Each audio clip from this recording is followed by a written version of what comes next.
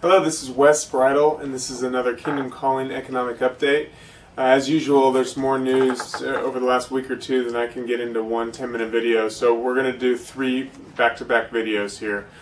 Today's is going to be on gold, silver, and oil, and the next two are going to be on signs of hyperinflation as well as signs of a market crash. This one, it's got gold and silver in the title. I've noticed people seem to like that more, but the other things are just, these things are all interrelated. So one thing impacts another, but I go through and I mark about a couple inches of news, and I write them all on a piece of paper, and I've got to segment it somehow to talk about it. So this will be about just updates in the last couple weeks on gold, silver, and oil. Chinese oil consumption is growing at 10 times the rate of world production. So at the rate that they're growing, the amount of oil that exists in the world just cannot compete with that or cannot keep up. So that's hugely bullish for oil prices moving forward. Also, another interesting thing that I've come to find out about recently, 20% of the world's oil supply flows through the Straits of Hormuz, which is the sliver of water between Iran and Saudi Arabia. So I believe there's going to be a war in Iran, Israel here, probably not too far in the future.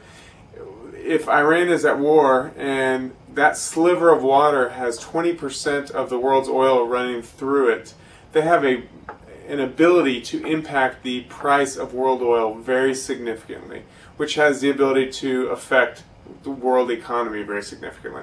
So that's an interesting thing to keep an eye on. John Embry came out and said he believes gold will be up $500 in the next 6 months, that he'd be very surprised if it's not. He mentioned things like what's going on with the sovereign debt crisis that we'll be talking about in the other video. He mentioned the fact that there's too much paper gold being traded and probably not that much physical supply, and so as that situation gets corrected, prices should spike. So that was an interesting note. In March, Russia bought 500,000 more ounces of gold. For the whole first quarter, that's now 800,000. They're massively buying up gold.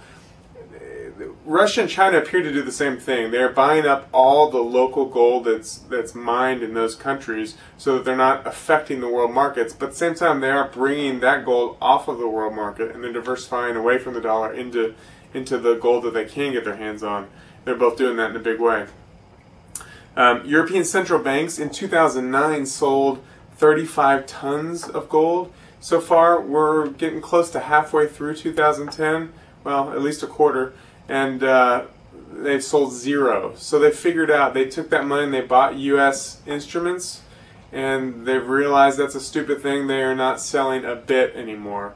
So when you have the old world countries not selling and the new economy countries that are buying massively, that's a huge shift in supply and demand worldwide. There's a couple new ETFs out. There's a new silver ETF. This is, I guess, the first silver miner ETF that exists. The ticker symbol is SIL. And there's a copper miner ETF with the symbol COPX. So it's now an easy way to diversify across those markets of miners. And a commodity online poll, this is really interesting, came out. 93% of investors believe that the gold price will go down because the price has risen so much recently. This is actually a bullish indicator. If most of the people in the market think the price is going to go down, there's still a lot of people left to buy. And finally, the Chinese, the head of the economic department of the Communist Party, says that China should buy more gold and energy and natural resources with their foreign currencies. So a couple things in that comment. One, talking about buying these things that we're talking about. He didn't specifically say silver, but gold, silver, oil, those types of things. At the same time, he recommended selling their foreign treasuries to do that, which creates more supply in the market of U.S. treasuries, which they're a huge holder of. So that's our gold, silver, and oil update. Again, we're going to get into signs of hyperinflation and market crash upcoming in the next couple of videos. Thanks.